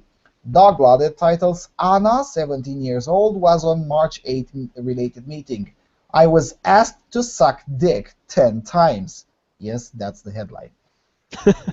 Kari Jakobsson railed against the 17-year-old's proposal to eliminate the slogan. When 17-year-old Anna Dosnes was on a slogan-related meeting of March 8 committee in Oslo, she took the word and put forward the proposal to replace one of the proposed main slogans. She did not want the enforce the sex purchase law slogan as a flagship issue in this year's March 8 trains. The proposal started an uproar. Several people who attended the meeting told Dagbladet. The renowned fitness program manager, Kari Jakobsson, was present as a representative of the women's group OTAR and led the uprising against the proposal of the 17-year-old. Jakobsson spoke up and said, among other things, that we should soak 10 cocks a day to understand how it is to work in brothels, says Dosnes to Dagbladet. She and two others represented the Young Left at the meeting. The Youth Party's platform is based on opposition to sex purchase law and pimping. I was completely put out. It is very strange that adult women who call themselves feminists and claim to work against oppression are using such controlling techniques and uncivilized rhetoric against us, says the 17-year-old. One of the people that agreed with Jakobsson came up with the proposal that the three girls who proposed this to be introduced in the brothels in Norway. What she meant was that it was right and proper that we three were the first who started to work in the new brothels opened, explains Dawsons. Euro Fjermerdal sits in the central board of the Red Youth as the responsible for feminist affairs. Just listen to these people's titles. The board of Red Youth as the representative for feminist affairs. Jesus Christ. Anyway, she was present throughout the meeting and confirms Dawson's representation of what was said. Amanda Shea, 24, is one of the other young left girls at the meeting. You can ask almost anyone who was at the meeting. Kari Jakobsson said exactly what Anna is recalling. She told Anna Dosnes she should suck dick 10 times. This was her response to Anna's proposal to replace the slogan. Shai describes a fierce verbal storm against the three women. Jakobsson was supported by several. Although the three young left girls are experienced young politicians, this was finally too much. Oh, come on, give me a fucking break. They're 17. They're not experienced. They're kids. Anyway. We were three people and we sat there and cried. I finally said that this is not okay. It undermines the entire feminist project when they do not want it to be a broad movement. Dagbladet yesterday was in contact with Kari Jakobsson and she said she will not be quoted on something other than what she sends as a text message after the call is over. In the report, she neither confirms nor she denies that she said what is being alleged. I have not harassed anyone, but faced an argument that advocates for opening brothels with a timely reminder of what goes on in such places. I was admittedly not aware of the age of the person concerned, but if one takes it to heart to hear about the actions carried out by prostitutes, they should reconsider their standpoint, she writes. Runa Fjellange, who is also the central director of the Red Youth, stated that she is disturbed by how the meeting evolved. Everyone can see that if you do not play along with the gang there, you'll be completely frozen out. I totally disagree with the 17-year-old's proposal, though, but it was not particularly more than a suggestion that she made. It is entirely in line with the Young Left policy, and in this sense not shocking, she said. Conversely, she is shocked by how the three girls were met. Being 17 years old and be asked to suck 10 cocks, it's pretty special. It's a shame when Kari Jakobsson is the one who will be the representative for Norwegian feminists, for she does not represent me, added Fjellange. At the meeting, 16 main slogans were approved, and an additional main slogan enforced the law regarding the buying of sex. More and better assistance ended up being one of the main slogans.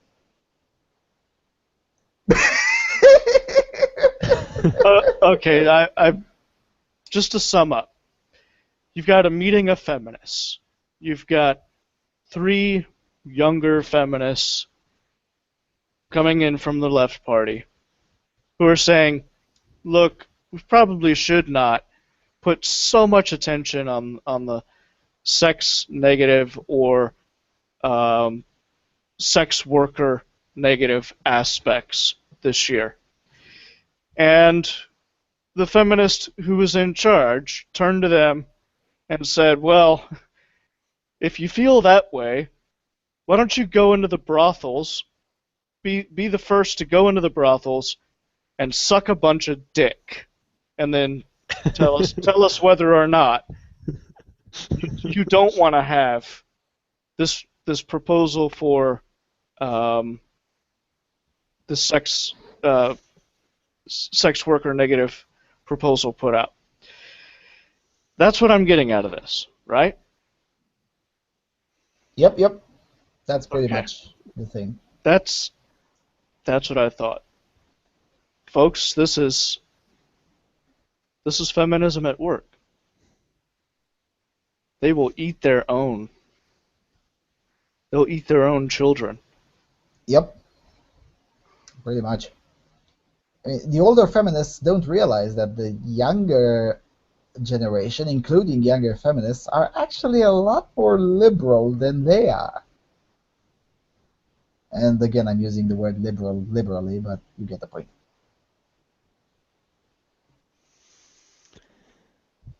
Yeah, may I offer a suggestion?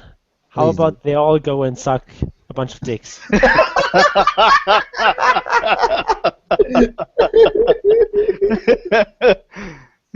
At least it would shut them up for a while.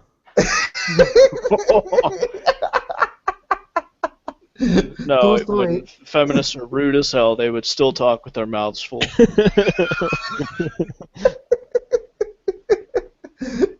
Yeah, that's what I was discussing with James before the show, that at an emotional level, I can definitely understand, and I know this is me here saying that, but I can definitely understand Kari Jakobsson. In her opinion, this proposal was completely outrageous and completely insane. And, when I hear completely insane things, I sometimes do say, well, why don't you just go suck a bag of dicks? Fuck off. I completely empathize with her at an emotional level. On the other hand, and again, to our American listeners, this thing may have made headlines, but it's not really that uncommon, particularly in Norway, where youngsters are encouraged to get into politics since the age of 14, 15, 13 sometimes. So, it's not particularly outrageous that a 17-year-old was at such a meeting discussing such a topic, whilst, I don't think this is ever going to be the case, sorry, maybe I shouldn't say ever, but I don't think this will be the case anytime soon, let's say in South Carolina. So, in that particular regard, this isn't particularly outrageous. That's why it didn't make international headlines. It's business as usual. What's special is that, the Kari Jakobsson simply cursed a lot more colorful than usual, and that's what made it special enough for Dagbladet to write about this. Nevertheless, the Oslo March 8 March, well, it sounds bizarre in English when you put it that way, but whatever. The march that they usually set up on International Women's Day in Oslo, it tends to be quite important, and Kari Jakobsson is definitely aware of that, because it tends to set the tune for most of what we generically call Scandinavian feminism. And we know that Scandinavian feminism eventually ends up setting the tune for the rest of us, basically. I mean, when Sweden introduced their bizarre prostitution law, it was just, something like, yeah, well, it's a quirk of the Swedes, yeah, who gives a shit? And lo and behold, 15 years later, there's Ireland who has such a law. France is about to adopt something similar. Canada already has it. So, it grows. This kind of thing grows. What happens within Scandinavian feminism matter because it's a peek into the future of feminism. And this is not the first harsh disagreement on this topic. Uh, I don't remember if it was in 2015 or in 2014, but there was a year recently, last year or 2 years ago, when they actually held two March 8 marches, uh, precisely split on this issue. There was the sex positive march and the sex negative march. It was that much of a big deal. Uh, so, this kind of split, I think we as non-feminists should encourage it even further.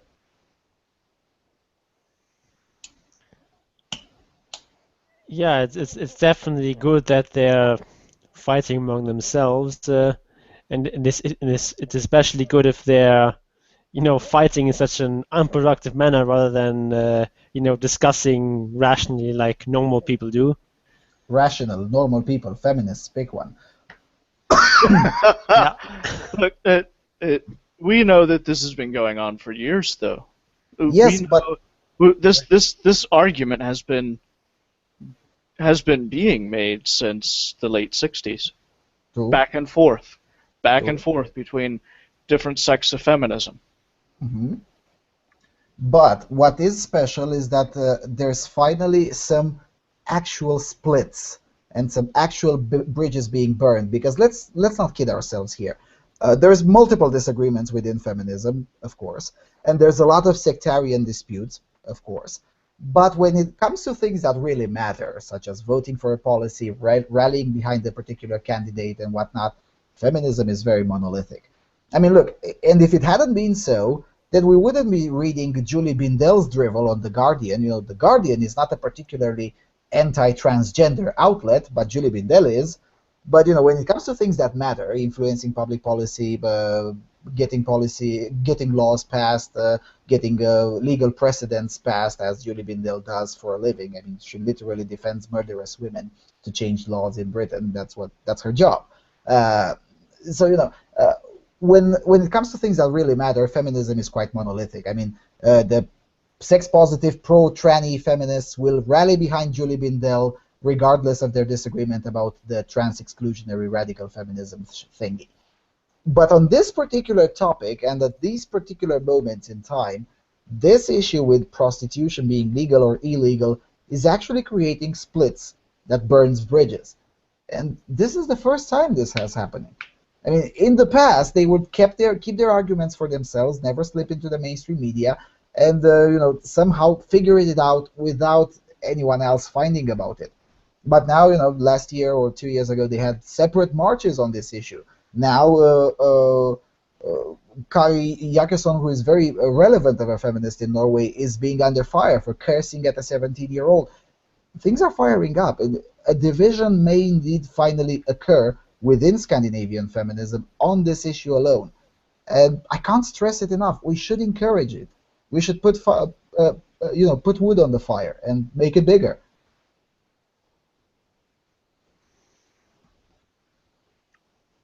So how do you propose to do that? By Well, creating false accounts and that's one way of doing it. I mean, I definitely propose I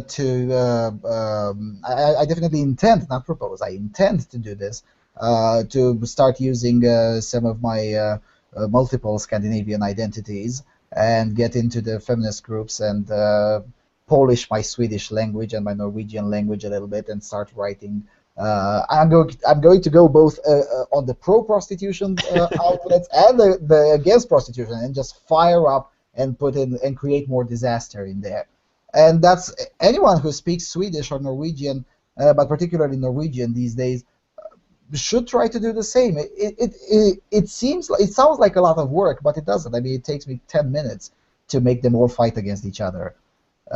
Maybe 15 minutes. I mean, it takes like 7 or 8 minutes until I compose the text, and then a few more minutes to correct the grammar and make it sound more feministy.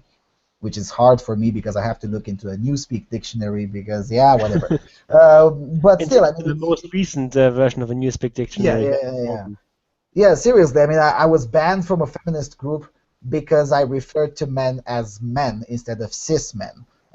So otherwise, my posts in there were completely halal, or sorry, completely feminist, and they were completely digestible and liked by most of the members of the group. But because I didn't say cis men, they banned me from there. So it's very hard sometimes. You have to take care of these newspeak things, and in Swedish in particular, it's getting harder and harder to do so. But nevertheless, it's not really that much of a work, especially if you're a native speaker, which I'm not. And this thing should be done more often. And again, when you see, look up a translation of this article and drop it into the English-speaking communities of feminists. And hey, what do you think? And let them fight each other. And then, just come in with a very small comment. Well, but, if the prevailing opinion is in favor of the 17-year-old, and come in with the hardline traditional feminist argument. If it goes the other way around, yeah, you get the point. That's what I propose. And that's what I personally will do, and will try to supervise if others will be willing to contribute. It's a very nasty technique of agitprop, but it works. It always works. Yeah, it sounds fun, but I'm not going to participate in that kind of thing. It's I don't really like these kinds of tactics, but each their own, I guess. Yeah, well, they work, and not only they work, but at the end of the day, I actually do take a side. I really do agree with the 17-year-old saying, yeah, maybe, just maybe, on International Women's Day, shouldn't we be focusing on issues that don't actually unite us? Yeah, she has a point. And why not take advantage of this to weaken the philosophical opponent? Especially considering the fact that feminism itself is vulnerable on the prostitution issue. Well, it's vulnerable on a lot of things, but on prostitution issue in particular, is very vulnerable from a rational standpoint. That's why, for instance, it's very effective when Milo Yiannopoulos provokes feminists into putting out very bizarre and insane protests, like last time they painted themselves during one of his speeches. Those kinds of things are the most effective, making them go full Macintosh in the eyes of the public. There's no such thing as a better anti-feminist argument than what the feminists can do themselves. Provided... And yeah, I would point out that you're not being dishonest in putting forth the same exact positions from both camps. Absolutely, I actually sometimes copy them from their manuals. So I mean, when you're putting forth these positions, it's not like you're twisting them. No, you're setting them in contrast with one another, and then allowing the discussion within the community to ensue. Now, it's their own damn fault if they can't control themselves and end up telling each other to go suck dicks. But you know what? That's fine. We'll just post the screenshots of it, right? Yeah, pretty much. And they still do have the option to, whenever they see me or one of my many accounts, and say, look, for instance, I go into a pro-prostitution feminist group and I put in something, a rationale a la Betty Friedan or whatnot, or some other anti-prostitution crusader, and they can say, well, look, that's not our brand of feminism, get the fuck out with that bullshit and whatnot. They could do that, but they rarely do that. Because in the non-feminist groups that sometimes happens. Someone comes in and puts in some very insane out of context, or sometimes within the context of some older MRA articles, some of them quite dubious even by my standards. And usually the community answers, well, we don't stand for that. So yeah, any other questions? No? Okay, goodbye. So they could be doing that too, but they rarely do. Especially the groups in Swedish on Facebook, that's absolutely madness. They never come up with such an answer. It's really that easy. You say, look, we don't stand for that. Period. That's it.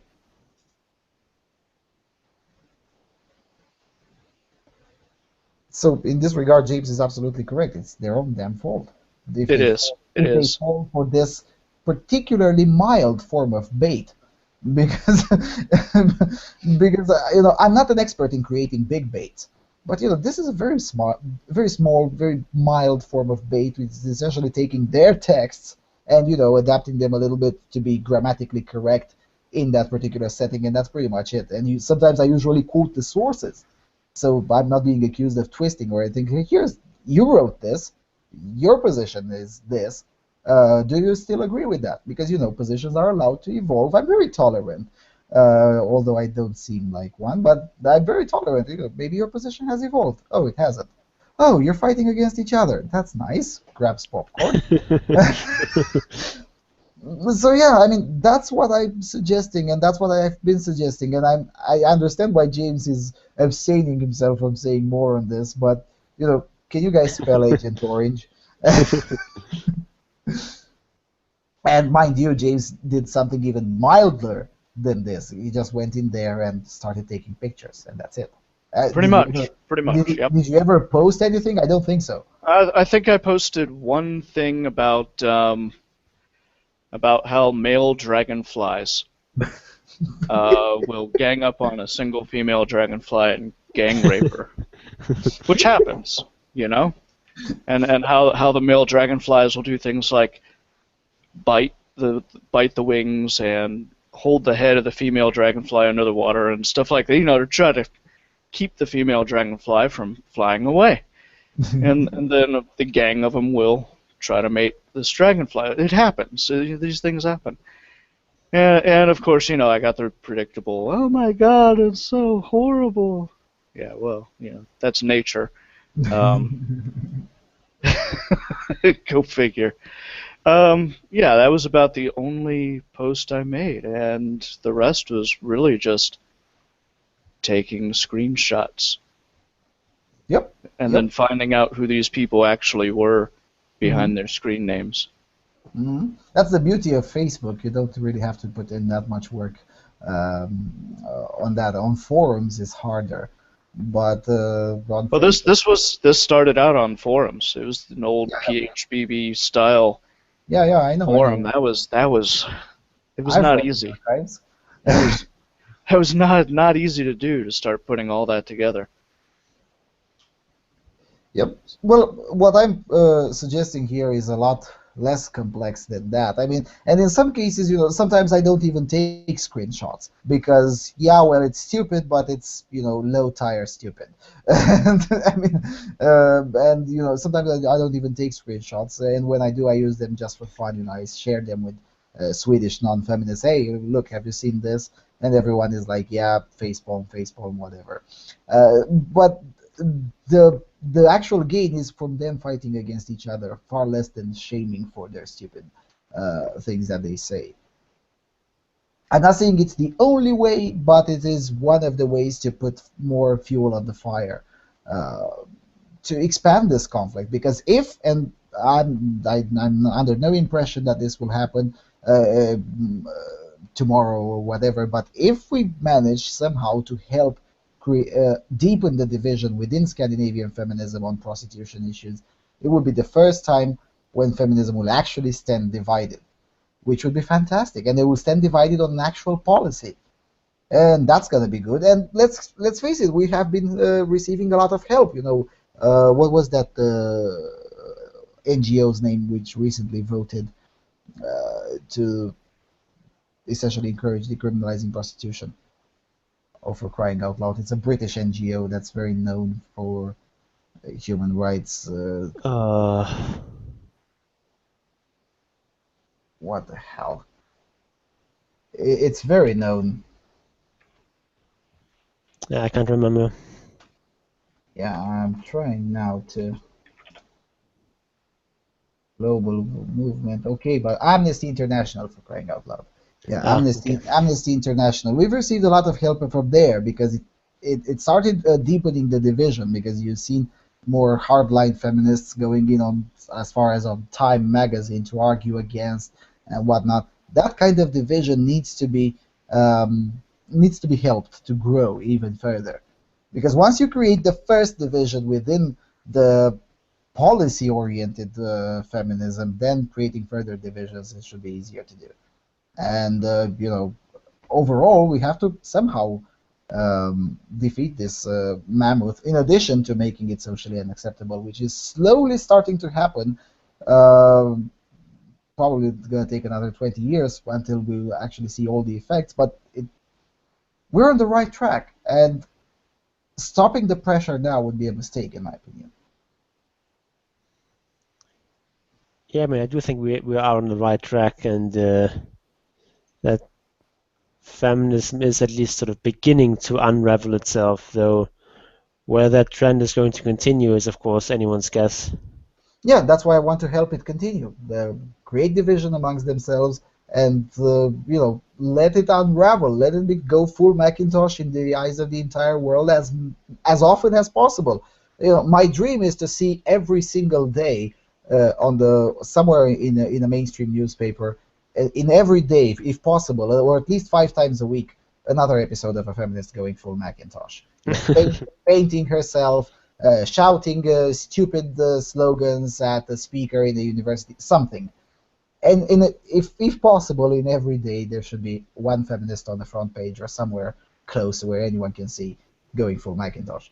That would be fantastic, and it can be done if we start putting ourselves more often out there, like Milo Yiannopoulos is doing. He's doing God's work on this, really. Just going into there, and sometimes Milo doesn't have to say anything. Last time when they painted themselves, he just went in there and said 3 words like, "Yeah, hello everyone, I'm Milo Yiannopoulos," and then boom, they started their petty little protest. He didn't even have to say anything. The entire video is like 4 minutes, and Milo is speaking 30 seconds. Yeah, I mean, he is Milo Yiannopoulos. That is offensive enough.